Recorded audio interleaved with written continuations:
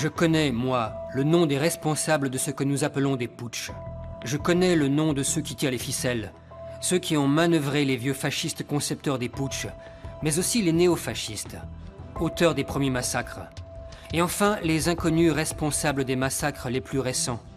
Je sais qui c'est, mais je n'ai pas de preuves.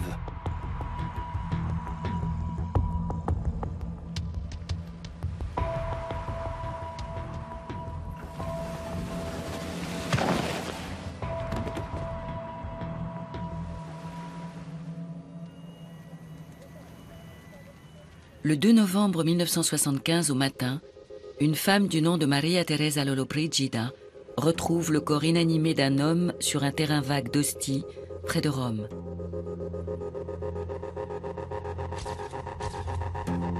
Le cadavre est identifié à 7h15.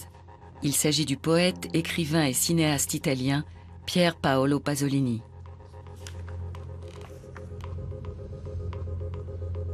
Le dossier établi par la police révèle que Pasolini a été victime d'un massacre en règle.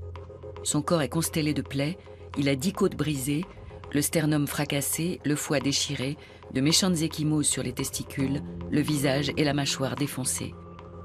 Son crâne est ouvert sur le côté gauche, il s'en écoule du liquide céphalorachidien. Quelques heures après l'assassinat, un jeune prostitué homosexuel âgé de 17 ans, Pino Pelosi, est arrêté au volant de l'Alfa Romeo 2000 gris métallisé de Pasolini, à 3 km du lieu du crime. Les circonstances l'accablent et il reconnaît rapidement avoir tué le poète. Pasolini est connu pour fréquenter le milieu de la prostitution homosexuelle romain. Suite à ses aveux, Pino Pelosi est condamné, au terme d'un procès très rapide, à la peine maximale de 9 ans et 7 mois de prison. 10 000 personnes assistent à l'enterrement de Pasolini. L'atmosphère est tendue. De nombreux amis du défunt refusent de croire que le meurtre ait été l'œuvre d'un assassin isolé. C'était un écrivain qui s'était donné une mission. Une mission qu'on pourrait presque qualifier de kamikaze. Il s'était toujours imaginé qu'il serait assassiné au bord de la mer. Il avait donc anticipé à la fois le lieu et les circonstances de sa mort. Une sorte de menace planait, l'envie de le faire taire, de lui imposer le silence, et donc de l'assassiner. Je pense que le meurtre de Pasolini a été un acte politique.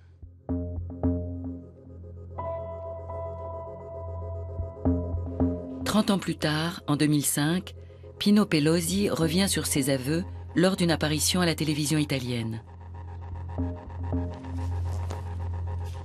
Et au printemps 2010, l'enquête est rouverte. Dans les mois qui précèdent sa mort, Pasolini travaille sur plusieurs textes politiquement explosifs, dont le roman Pétrole, dans lequel il dénonce les ressorts occultes de la Première République italienne. En sait-il trop ? Est-ce cette lucidité qui lui sera fatale ? Ce qui distinguait Pasolini, c'était son courage. Je n'ai jamais rencontré personne qui soit plus courageux que lui.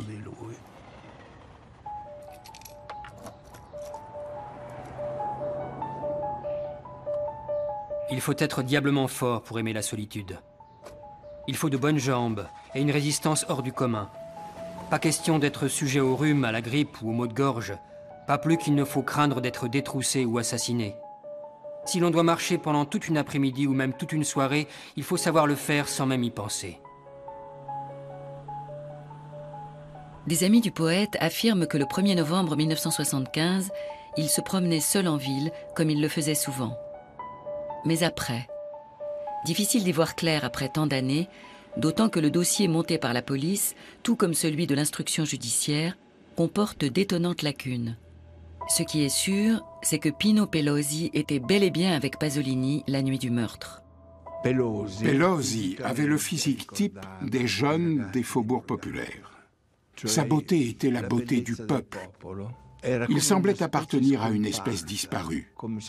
Imaginez que vous trouviez une orchidée d'une espèce particulière, disparue du règne végétal. Cette fleur vous séduirait par sa beauté surannée.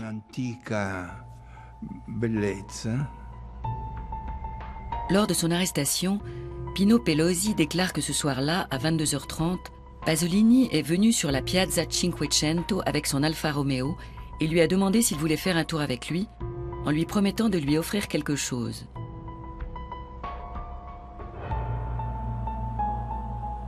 Pasolini ne faisait aucun secret de son homosexualité, ni de son penchant pour les garçons des banlieues pauvres de Rome, les borgate.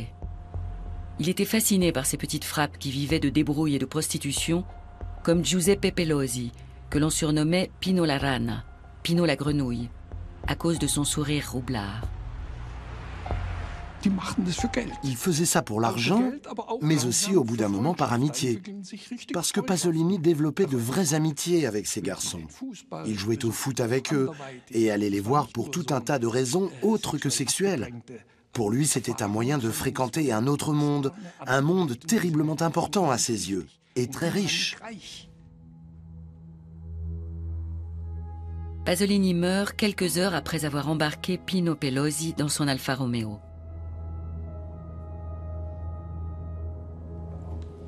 Une partie de la presse a jugé logique qu'il soit mort de cette façon. L'enquête sur le meurtre de Pasolini a été un véritable cirque médiatico-judiciaire. Je veux dire par là que la procédure judiciaire a été fortement influencée par l'opinion publique et les médias.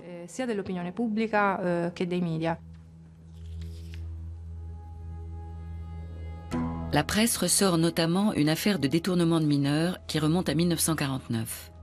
À l'époque, Pier Paolo Pasolini a 27 ans et enseigne à Casarsa, le village natal de sa mère, dans le nord-est de l'Italie. Les victimes présumées sont 3 de ses élèves. On l'accuse alors de les avoir abusés sexuellement. C'est la première affaire de ce type qu'a essuyé l'écrivain. L'accusation se révèle finalement mensongère. Mais dans l'Italie conservatrice de ces années-là, ce genre de scandale ne pardonne pas. Du jour au lendemain, Pasolini perd son poste d'enseignant et est exclu du Parti communiste italien, dont il était devenu secrétaire d'une section locale. Le 28 janvier 1950, il dit adieu à Casarsa et à la vie à la campagne, cette campagne très catholique du nord de l'Italie. Il quitte par la même occasion son père violent pour s'établir à Rome avec sa mère. Si j'ai jamais possédé une force vitale, je la sentais à l'époque sur ma peau comme un nouveau costume.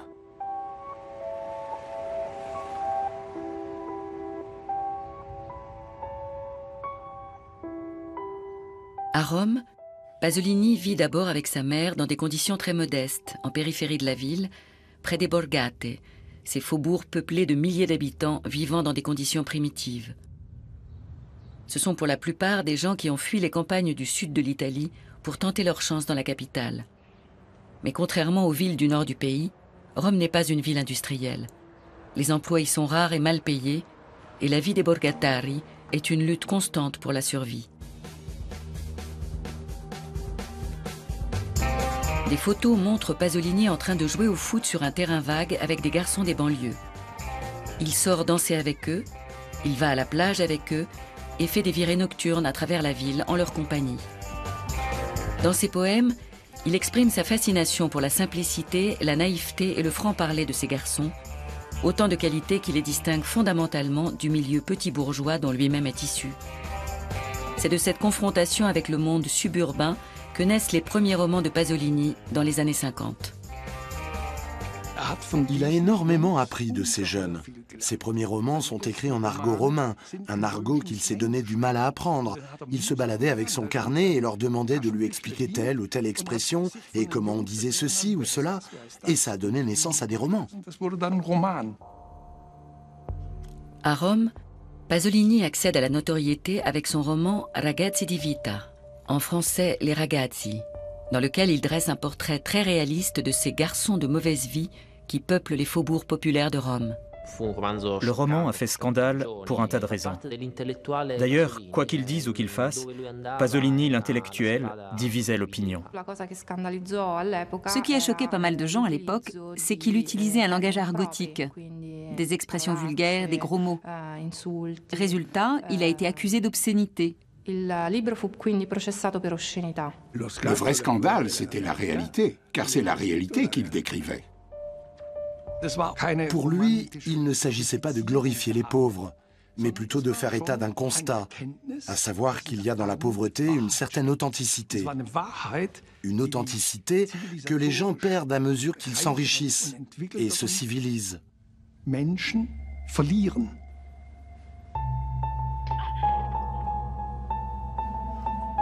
Les jeunes des banlieues sont aux antipodes de l'image du citoyen bien élevé de la société italienne alors en plein développement.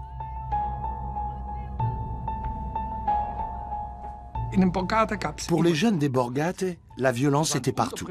Ces garçons de milieux très défavorisés n'avaient pour tout langage que celui du corps. Et en langage du corps, si tu ne me plais pas, je t'en colle une. Un proxénète n'a pas recours au même type de violence qu'un industriel. Bref, Pasolini s'est trouvé confronté à cette autre forme de violence. Et il ne s'est pas laissé intimider par le sujet.